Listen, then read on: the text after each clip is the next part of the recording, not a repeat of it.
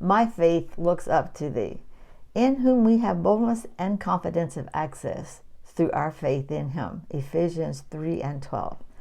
My Faith Looks Up to Thee was written in 1832 by Ray Palmer, a 22-year-old schoolteacher, several months after his graduation from Yale University, while still living with the family of the lady who directed the girls' school where he taught. Palmer wrote the text for this hymn. He had experienced a very discouraging year in which he battled illness and loneliness. 2 years later, while visiting Boston, he came across his friend, Lowell Mason. And Mason was preparing a new hymnal and asked Palmer if he'd like to contribute anything. Palmer, now 24, was exhausted. For years he had burned the candle on both ends, working as a clerk in a dry goods store, attending classes at Yale, teaching at a girls' school in New York City, and preparing for the ministry. Now Mason wants Palmer to write for him, to compose some hymns for his projected hymn book.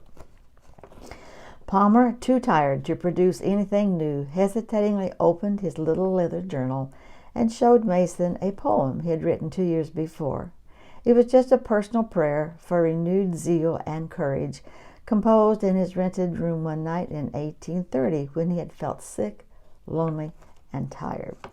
After reading the verses, Mason said to him, "You may live many years and do many good things, but I think you will best be known to posterity as the author of My Faith Looks Up to Thee." What is faith? One way to look at it is simply learning to say amen or so be it to God's will in your life.